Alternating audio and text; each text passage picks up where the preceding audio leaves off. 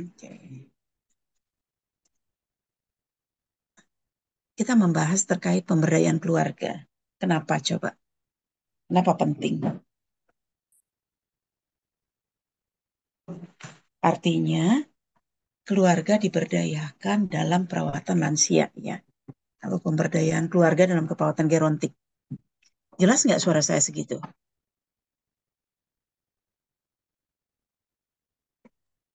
Kelas berapa, Bu?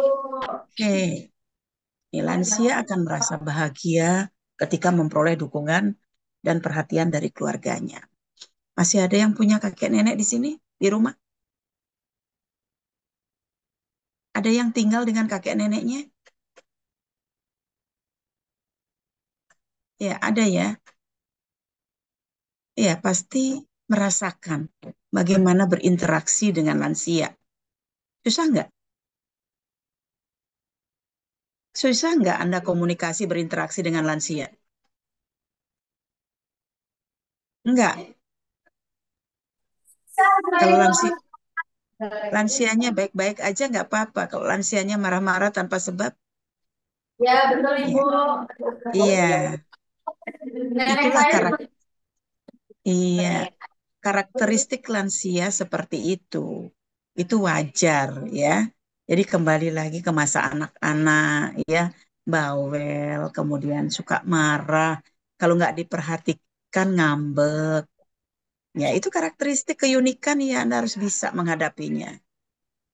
Makanya dukungan keluarga ini sangat penting karena dengan adanya dukungan keluarga, dia merasa percaya diri bahwa dia masih dibutuhkan oleh keluarganya, oleh cucunya ya. Dia masih berguna dalam hidupnya. Nah, kita lihat kan masalah kesehatan yang dialami oleh lansia itu banyak faktor ya berpengaruh. Sangat kompleks ya. Baik faktor individu maupun lingkungan. Ini kalau kita lihat faktor individunya ya dari perilaku, dari perubahan fungsi karena usia, ada juga faktor gen dan berbagai masalah kesehatan, terutama masalah degeneratif. Faktor lingkungan ini juga banyak ya, perumahan. Apakah lansia tinggal di rumah yang nyaman? Ya, kemudian teknologi, apakah dia bisa mengakses teknologi? Ya. Lansianya pegang HP nggak? Bisa berkomunikasi nggak dengan anak cucunya yang jauh? Ya. Bagaimana dia itu menggunakan transportasi dan fasilitas sosial. Ini sangat penting karena berpengaruh terhadap kesehatan lansia.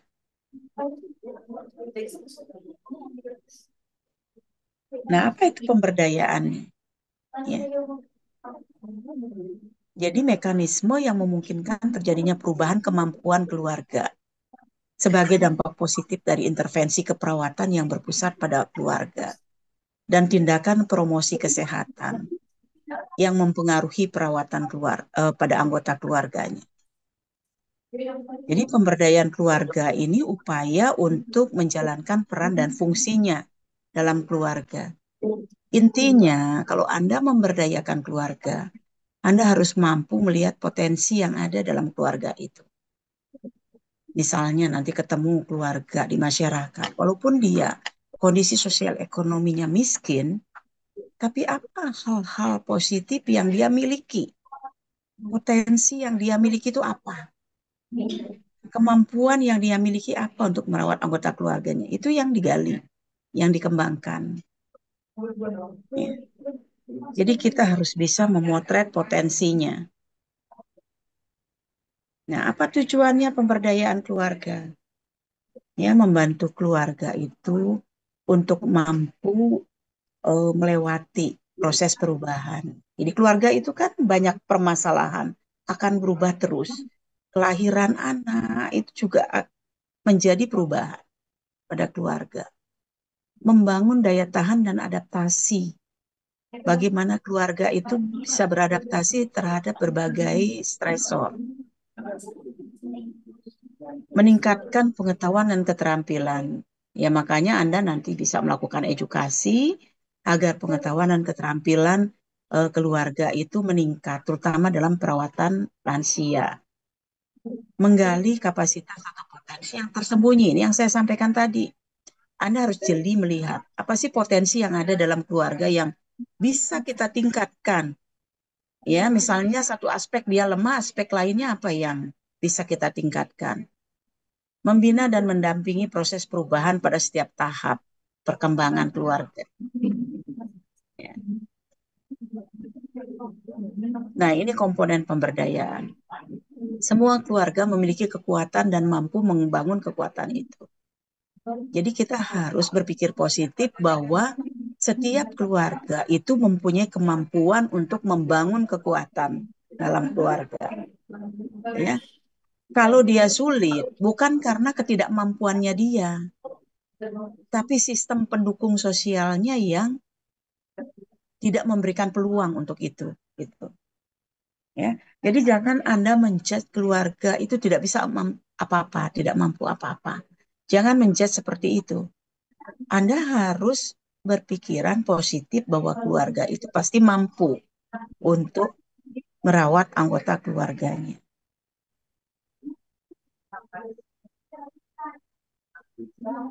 Ya, prinsip pemberdayaan. Kalau Anda mau memberdayakan keluarga, ya, tidak memberikan bantuan atau pendampingan yang bersifat charity. Misalnya ngasih uang, ya. Kalau ngasih uang, uangnya pasti habis kan?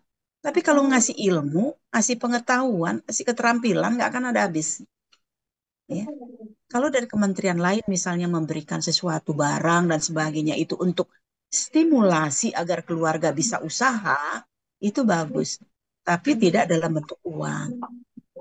Karena kalau dalam bentuk uang dia ketergantungan terus, dia nggak mau berusaha. Ya. Menggunakan metode pemberdayaan yang menjadikan keluarga lebih kuat. Copingnya itu adaptif dalam menghadapi stresor. Jadi Anda juga harus menguatkan coping keluarga. Bagaimana keluarga itu bisa menghadapi masalah.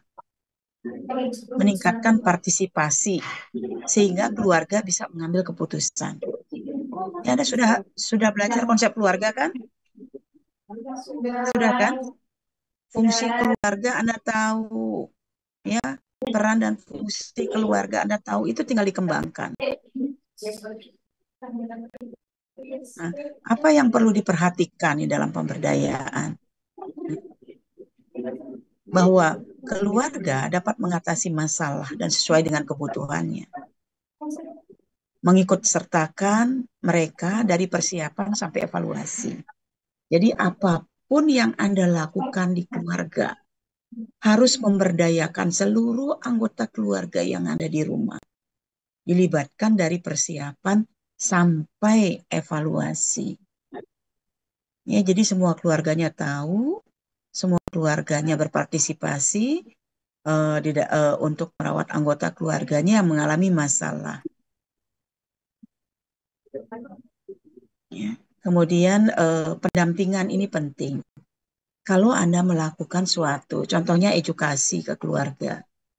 Jadi nggak hanya sekedar edukasi selesai, tapi Anda perhatikan keluarga itu mampu nggak mentransfer ilmunya, pengetahuan dan keterampilannya itu pada anggota keluarga lain. Nah, itu harus dilakukan melalui pendampingan. Ya, nggak cukup hanya sekali datang edukasi selesai, nggak cukup hanya itu. Ya, kalau kita mau memberdayakan keluarga. Karena ada tahapan-tahapan keluarga nanti dalam uh, pemberdayaan ini. Nah, ini model yang keluarga yang sekedar Anda ketahui ya, bahwa untuk mencapai hasil yang optimal, keluarga itu mencapai kesehatan, pertumbuhan, anggota keluarganya, kemudian tercapai kesejahteraan, Anda harus memperhatikan berbagai faktor ini. Ya, apa kebutuhan keluarga, bagaimana background-nya, budaya, sosial, ekonominya, karakteristik demografinya, kemudian sumber-sumber yang dipunyai keluarga itu apa, baik itu copingnya, kemudian kedekatan satu dengan yang lain dalam keluarga, dan sumber yang ada di masyarakat. Semuanya harus digali. Ya, Anda harus identifikasi sumber-sumber di luar keluarga tersebut, selain sumber-sumber internal. Karena terkadang keluarga itu butuh bantuan lingkungannya, masyarakat sekitar. Nah, Anda harus identifikasi tetangganya, sumber dari masyarakat yang ada, dari RT RW-nya misalnya. Itu harus diidentifikasi sehingga dapat menghasilkan ini, ya, hasil yang optimal. Ini komponen dari model pemberdayaan keluarga. Ya, ini penjelasannya bahwa pada intinya kita memberdayakan keluarga untuk meningkatkan pengetahuannya, keterampilannya, dan menggunakan sumber daya keluarga itu untuk mencapai hasil optimal. Selain sumber daya yang ada di masyarakat.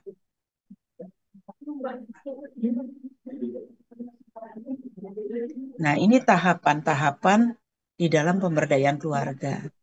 Jadi keluarganya itu tidak langsung oh, ngerti, paham, terus ditinggal sama perawat gitu, enggak. Jadi secara bertahap. Di tahap satu namanya tahap dominasi profesional, tahap kedua tahap partisipasi keluarga, tahap ketiga itu ada tahap yang menantang, kemudian tahap keempat adalah kolaborasi. Nah, di tahap pertama ini keluarga masih tergantung sama tenaga kesehatan ya, sama perawat. Dia masih tergantung karena ilmunya masih sedikit. Makanya Anda nggak bisa hanya sekedar satu kali datang ngasih ilmu udah cukup. Nggak bisa. Karena di tahap ini dia masih ketergantungan. Dia masih butuh berbagai informasi yang diperlukan di dalam perawatan anggota keluarganya yang mengalami masalah. Lalu masuk di tahap kedua.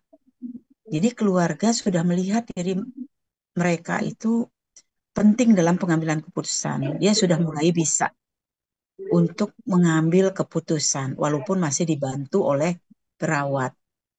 Dia sudah belajar tentang perawatan. Dia sudah belajar kalau misalnya tidak bisa menanggulangi bahwa ini harus dirujuk kemana. Sudah belajar seperti itu. Dia mulai mencari dukungan. Ya, misalnya dukungan-dukungan dari tetangganya, dari kerabatnya, dari masyarakat setempat. Ya, kalau dia itu misalnya miskin, dia pakai BPJS dan sebagainya. Itu dia sudah mulai mengidentifikasi itu. Kemudian masuk tahap ketiga. Ini terkadang, tahap menantang ini terkadang membuat keluarga itu hilang kepercayaan diri. Karena mungkin dia sudah punya ilmu, walaupun belum banyak, dia sudah mencari sumber-sumber, tapi nggak cukup untuk anggota keluarga yang mengalami masalah. Karena mungkin masalah kesehatannya berat. Ya. Jadi nggak seimbang antara apa yang dia sudah lakukan dengan apa yang dialami. Sehingga terkadang dia mengalami frustasi, nggak percaya diri. Jadi ini juga masih harus dikawal. Ya, bagaimana membangkitkan mereka agar mereka tetap tangguh. Ya. Baru tahap keempat, ini tahap kolaborasi. Dia mulai mengasumsikan identitas baru, menjadi lebih percaya diri, ya, karena dukungan dari perawat, keluarga sudah berkurang ketergantungannya dengan perawat karena dia sudah bisa mengambil keputusan sendiri, dia sudah bisa melakukan negosiasi. Kalau saya begini nanti seperti apa, ya? Kalau saya ambil keputusan ini nanti bagaimana? Itu sudah bisa konsultasi dengan tenaga kesehatan. Keluarga mulai menata ulang tanggung jawab. Jadi masing-masing anggota keluarga itu sudah diberikan tanggung jawab untuk merawat anggota keluarganya yang mengalami masalah. Ya, sehingga lama-kelamaan ini sudah bisa dilepas. Kalau keluarga sudah sampai tahap kolaborasi, dia sudah bisa dilepas oleh perawat. Ya, dia sudah bisa mandiri. Jadi tahap kemandirian ini ada di sini, di fase 4. Oke. Bagaimana pemberdayaan keluarga itu kita terapkan dalam keperawatan gerontik. Nah, di Indonesia itu ada namanya Program Bina Keluarga Lansia atau BKL. Program ini dikembangkan oleh BKKBN sudah lama ya, dari 2015. Ya, tapi program ini kadang-kadang hilang timbul ya di masyarakat karena tidak terintegrasi.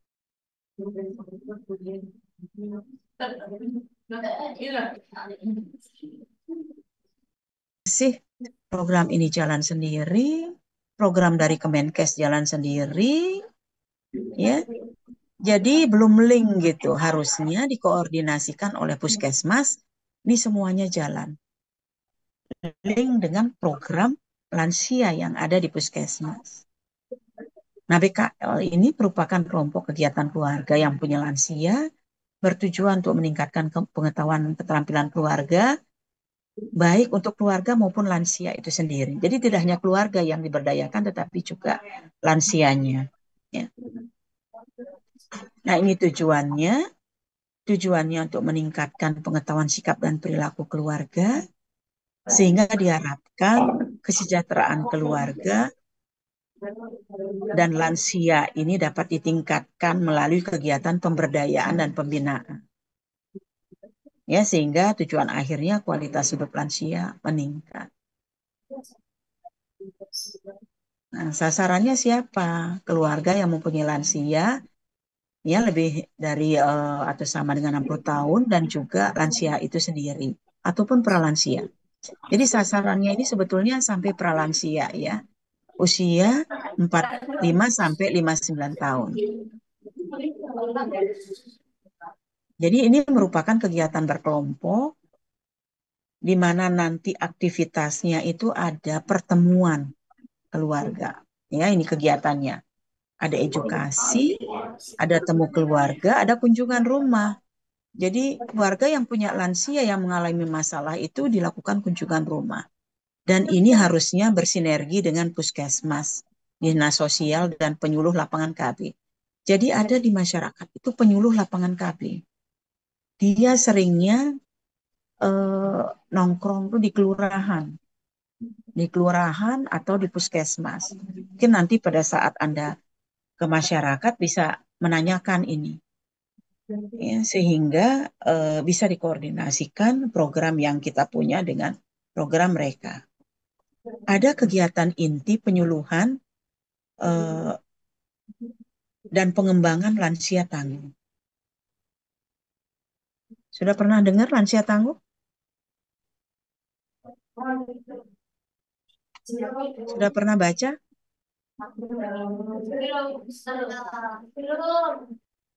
Ya, nih lansia tangguh itu apa?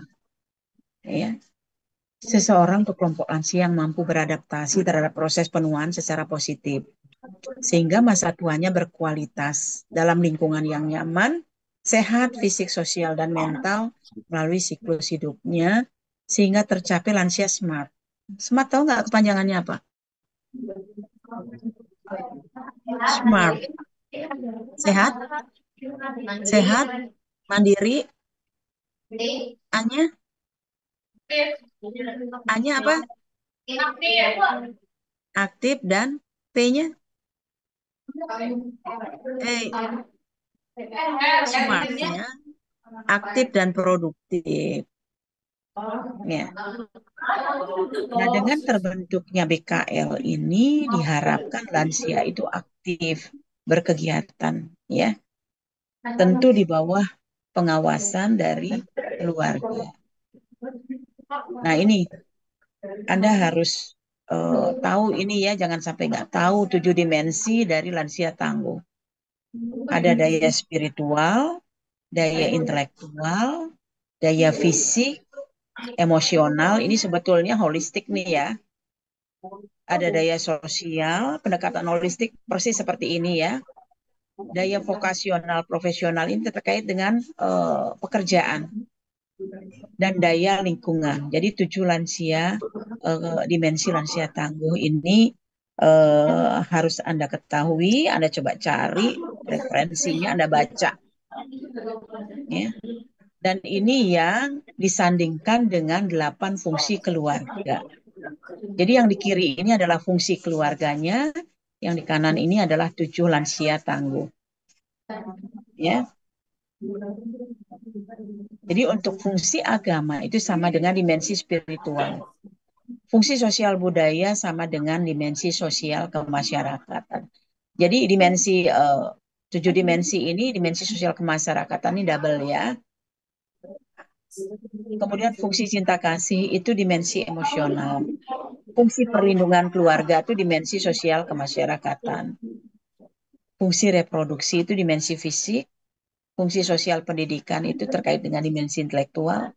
Fungsi ekonomi, dimensi profesional dan vokasional. Karena diharapkan walaupun dia sudah lansia, dia masih eh, produktif ya, produktif dalam tanda kutip ya.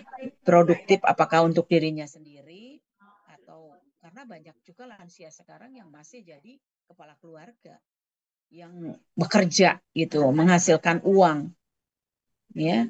Ini masuk di dalam fungsi ekonomi, keluarga dan di lansia tangguh dimensi profesional vokasional. Dimensi fungsi lingkungan ini sama dengan setara dengan dimensi lingkungan. Jadi ini bersinergi ya, bersinergi sehingga pemberdayaan keluarga yang dilakukan itu bisa mengimbangi atau bisa uh, selaras dengan dimensi lansia tangguh. Jadi dua-duanya nanti tangguh. Keluarganya tangguh, lansianya pun tangguh. Jadi bagaimana pemberdayaan keluarga juga pemberdayaan potensi lansia sesuai dengan kemampuannya, tentunya dengan penurunan fungsi-fungsi yang dialami oleh lansia. Jadi jangan menganggap lansia rentak, ya, karena lansia itu harus kita tingkatkan kemampuannya agar tercapai lansia smart. Ya, itu tujuan kita. Active aging ya sekarang istilahnya juga. Walaupun sudah tua harus aktif. Ya, di sini banyak lansia nih, dosen-dosennya. Saya juga sudah lansia, ya. Harus aktif tetap, ya. Tetap harus berprestasi. Oke. Oke, itu yang bisa saya sampaikan. Silahkan kalau ada pertanyaan dari apa yang sudah disampaikan, silakan. Ya, saya memberikan poin-poin kuncinya ya. Anda bisa eksplorasi nanti, baca-baca terkait dengan pemberdayaan keluarga dalam keperawatan gerontik ya. Jadi nggak sekedar materi dari saya saja. Oke, ada yang mau ditanyakan?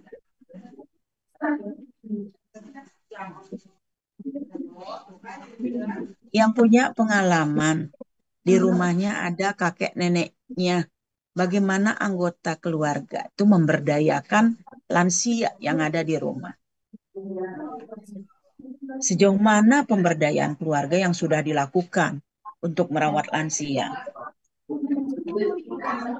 Atau Anda punya tetangga, ya? Silakan. Ada yang mau ditanya?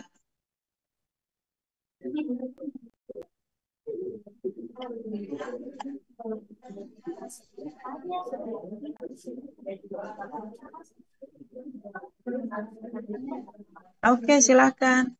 Jangan diskusi masing-masing.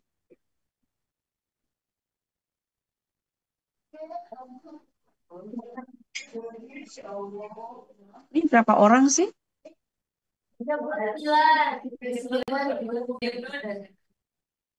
Berapa? 39 yang bilang Ibu. 39. Hadir semua? Hadir. Hadir.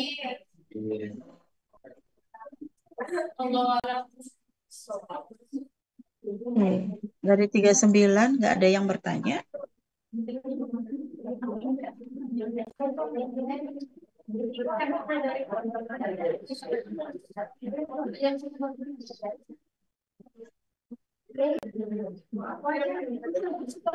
Ya Ibu izin bertanya sebelumnya sore Oke, kedengaran. kedengeran ya. Ya Bu izin bertanya ke kamera Iya, iya, kedengeran. Silakan, silakan. Iya Bu, mengenai kan kita memberdayakan keluarga yang juga memiliki lansia ya Bu. Terus tadi juga ada Mm-mm. program dari BKKBN terkait Bina Keluarga Lansia. Keluarga lansia. Mm-mm.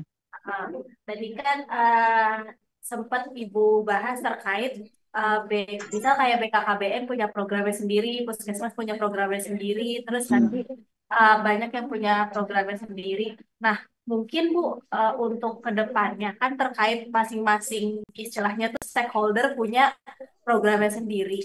Nah, itu tuh seharusnya apakah cukup salah satu stakeholder yang buat program aja atau mungkin ke depannya tuh kayak dari program-program yang ada itu juga bisa dimaksimalkan untuk dilaksanakan Bu. Kira-kira harusnya tuh kayak sebenarnya kayak gimana? Yang efektifnya Iya, kurang lebih seperti itu Ibu. iya, oke, iya. Itu yang ada di lapangan, potret saya, ya. Karena saya dulu waktu penelitian S3 saya, itu saya melakukan pemberdayaan keluarga yang mempunyai lansia. Nah, saya cari tuh yang namanya BKL, BKL tuh. Saya cari di masyarakat, nggak nemu. Saya ketemunya orang penyuluh. Penyuluh itu tuh ketemunya di kelurahan, saya ketemunya. Dan itu harusnya koordinasi dengan puskesmas. Karena kalau kelurahan itu kan oh, dia tidak melakukan pelayanan kesehatan langsung. Biasanya kelurahan tuh menyediakan anggaran gitu ya untuk masyarakat. Yang melakukan pelayanan langsung kan puskesmas. Harusnya koordinasinya dengan puskesmas. Puskesmas punya program lansia seperti pelaksanaan posyandu lansia setiap bulan. Harusnya link di situ tuh. Nah, apa yang bisa dilakukan oleh apa namanya timnya dari program BKL? Kemudian apa yang bisa dilakukan oleh penanggung jawab lansia pada saat melakukan eh, posyandu lansia setiap bulan? Itu mestinya saling terkait. Ini yang kadang-kadang menyebabkan lansia itu belum maksimal untuk mengakses pelayanan karena memang masing-masing jalannya. Jangankan ini BKKBN dengan Kemenkes, ya di Kemenkes sendiri di masing-masing direktorat kadang-kadang nggak sejalan gitu. Jadi memang ini pemerintah ya, ini pemerintah. Sekarang bagaimana kita menyikapi kalau Anda nanti ke lapangan, ya ada program misalnya posyandu lansia, buatlah program apa dari mahasiswa yang memang bisa meningkatkan kemampuan keluarga dan lansianya untuk merawat dirinya sendiri. Yang paling tidak harus diajarkan itu deteksi dini masalah-masalah kesehatan sehingga kalau ada masalah itu mereka cepat untuk mencari bantuan sehingga tidak sampai berlarut-larut gitu. Jadi deteksi dini itu pengkajian-pengkajian yang sederhana itu banyak itu ya. WHO punya tuh pengkajian sederhana tuh. Apa namanya pelayanan terpadu. Itu dibelajarkan ke lansia dan keluarga dan juga kader karena di masyarakat tuh ada kader lansia. Jadi Anda harus koordinasi dengan mereka gitu untuk melakukan kegiatan-kegiatan. Ya kita nggak usahlah ngomong program pemerintah yang ada ya. Maksudnya Anda ketahui itu ada gitu. Tapi bagaimana Anda menginisiasi kegiatan-kegiatan yang tujuannya untuk meningkatkan kemampuan keluarga dan lansia. Itu barangkali ya. Tapi kalau Anda ke lapangan, boleh saja bertanya di puskesmas atau di kelurahan. Ada nggak sih ini program BKL-nya jalan nggak gitu? Ya, oke. Jadi itu lintas sektor memang ya. Ya. Jadi Ya, BKL ini konsepnya bisa dipakai oleh kita, ya. Oke. terima kasih. Ada lagi? Cukup?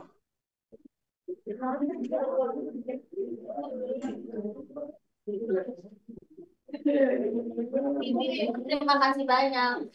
Iya, ada lagi yang lain? Sama-sama.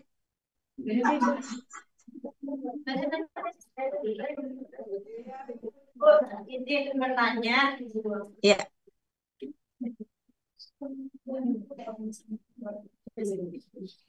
Eh, izin perkenalkan diri, nama saya Anissa. Bu, izin bertanya. Tadi kan mengenai pemberdayaan keluarga itu kan tujuannya mengoptimalkan kemampuan secara efektif merawat anggota keluarga dan mempertahankan kehidupan mereka gitu, Bu. Nah, lalu apabila dalam satu keluarga hanya berisikan dua fungsi, yaitu ayah yang sudah lansia dan anak, apakah intervensi tersebut masih bisa dilakukan dan jika sudah dilakukan sebentar. namun Sebentar, belum jelas nih pertanyaannya. tetap Kalau di dalam keluarga itu ada hanya ayah dan anak gitu, Bu, dua orang aja. Sehingga kan hmm, keluarga tersebut eh, apa banyak fungsi yang hilang seperti tidak ada ibunya, tidak ada anggota keluarga yang lain seperti itu, Bu. Apakah intervensi tersebut masih bisa dijalankan? iya, pasti masih bisa ya. Kita bicara pemberdayaan keluarga untuk lansia dalam keperawatan gerontik. Ya, eh, kalau ayah dan anak, misalnya ayahnya lansia, anaknya dewasa gitu ya, Iya, Bu. contohnya. Ya, dan di masyarakat banyak juga lansia dengan lansia, suami istri. Banyak itu, ya, yang tidak tinggal dengan anggota keluarganya. Apa masih bisa diterapkan? Tentu bisa ya, sangat bisa. Kita berdayakan anggota keluarganya yang masih sehat. Misalnya sesama lansia atau ayahnya lansia, anaknya masih usia dewasa. Kita bisa berdayakan anggota keluarga itu. Kita ajarkan mereka. Kalau lansianya terbatas menerima informasi, kita ajarkan anggota keluarganya. Nah, kalau anggota keluarganya juga terbatas karena sesama lansia misalnya, kita bisa berdayakan siapa? Kita berdayakan sumber-sumber yang ada di sekitarnya. Jadi pemberdayaan keluarga itu termasuk kita mengidentifikasi sumber-sumber yang ada di sekitar, di masyarakat itu. Siapa? Tetangganya, kerabatnya, yang mungkin agak jauh tinggalnya di situ. Atau siapa? Kader lansia. Itu bisa diberdayakan. Ya, bagaimana mereka bisa memantau lansia yang mengalami masalah kesehatan ini agar juga mendapatkan pelayanan yang optimal. Anda bisa lapor ke puskesmas, karena puskesmas itu punya program lansia. Ada penanggung jawab lansia, sehingga lansia ini mendapatkan perhatian dari pihak puskesmas. Karena mungkin dia nggak bisa mengakses layanan, nggak bisa jalan dan sebagainya. Jadi orang puskesmasnya yang harus turun ke lapangan melalui kunjungan rumah. Ya. Tadi yang program Bina Keluarga Lansia, itu ada kunjungan rumahnya.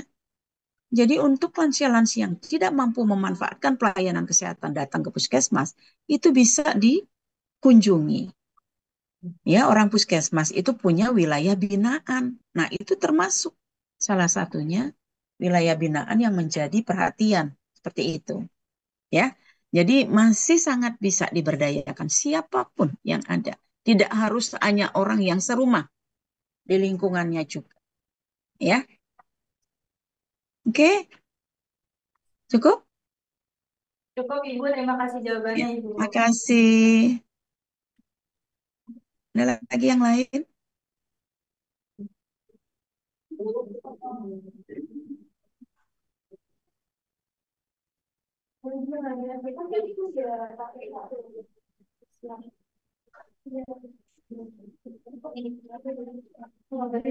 Sepertinya Oke, sudah cukup. cukup. Udah Ya, cukup? Ibu. Oke. Cukup. Oke, kalau cukup, saya rasa itu yang bisa saya sampaikan. Ya, nanti saya share materinya. Terima kasih semuanya. Ini absennya mau difoto atau gimana? Sudah? Saya sudah. Izin sudah, Ibu. Ya, oke. Makasih semuanya. Sehat ya. Nanti next Terima time saya akan datang ke sana untuk ngajar ya. Bye-bye. kasih. Makasih. Terima Ya, kasih. Sinlab ya. Ya.